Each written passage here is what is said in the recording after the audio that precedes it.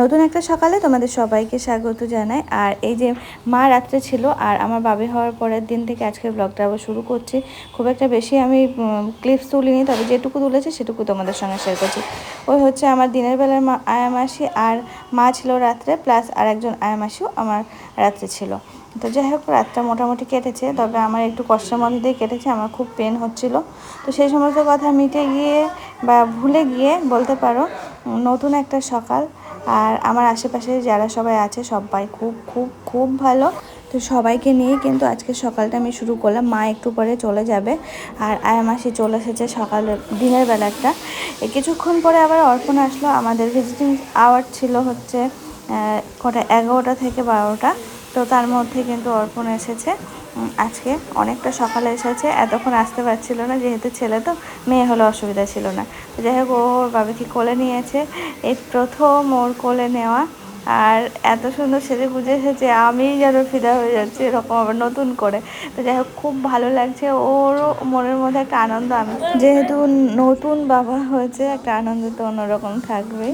তো এসে আমাকে বলছে দেখে একদম তোর মতো লাগছে মুখটা, এইসব নানান রকম গল্প হচ্ছে আর কি, সব কিছু মিলিয়ে মিশে। তারপরে ওদিকে বাবা মা সব একে একে দেখতে দেয়, মানে একজন একজন করে।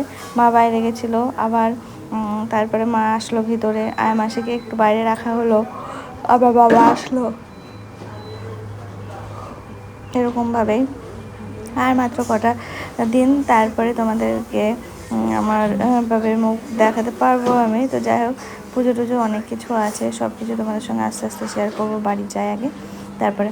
তো যাই হোক, দিনটা বেশ ভালোই কাটছে। তোমাদের আমাদের সাথে থাকতে কেমন লাগছে অবশ্যই জানা। আর আজকে না অনেকের আসার কথা আছে, এখন না আসুক। এখন তো অর্পণ এসেছে, বাবা এসেছে, মা তো রয়েছে, আর সবাই আসবে, আমার শ্বশুরবাড়ির সবাই আসবে একে একে সব। তো সেটা হচ্ছে বিকালের ভিজিটিং আওয়ার্সে আসবে।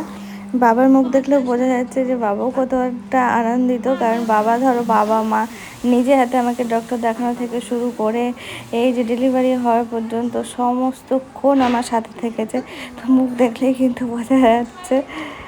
তারপরে আবার কিছুক্ষণ পর অর্পণের আগমন। এইভাবেই কাটছে আমার সময়টা। সবাই আসছে, একদমই কিছু মনে হচ্ছে না যে আমি একা রয়েছি বা কিছু।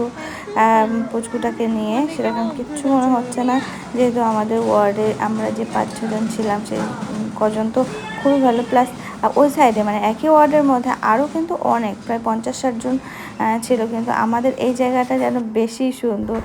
দেখতে দেখতে কিন্তু বিকাল হয়ে গেছে। আর ওদিকে আমার শ্বশুর শাশুড়ি এসেছে, আর কালকে তো ছিলই বিকালে। তো কালকে আমার ওই উপস্থিতিতে আমি কোনো রকম কোনো ক্লিপস তোমাদের সঙ্গে শেয়ার করতে পারিনি। সবাই ছিল, সবার খুব আনন্দ। তো অর্পণ তো রয়েছে, সেই সকাল থেকেই রয়েছে এখনও পর্যন্ত। বাইরে একটু ঘোরাঘুরি করছিল, ওর সাথে আর একজন এসেছে, সেও আছে বাইরে। তো ওরা দুজন ঘোরাঘুরি করছিল। আমার টুকিটাকি এটা লাগছে সেটা লাগছে এই করতে করতে, এটা নিয়ে আসছে ওটা নিয়ে আসছে, এরকম করতে করতে সারাটা দিন এমনিতেই কেটে গেল।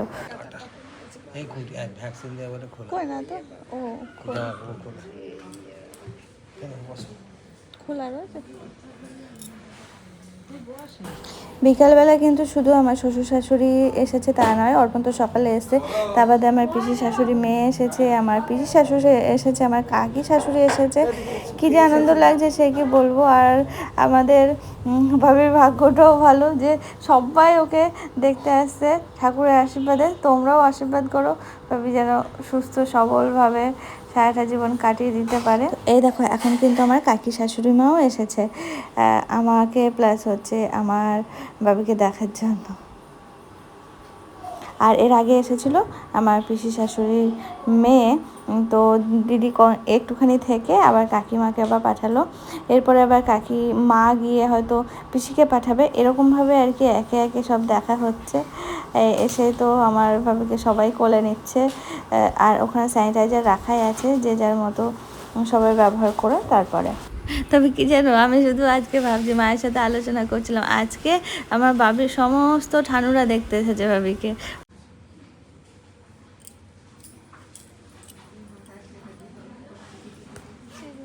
গালে হাত ধরতে পারে বলে শ্যাম্পু করে এসেছি।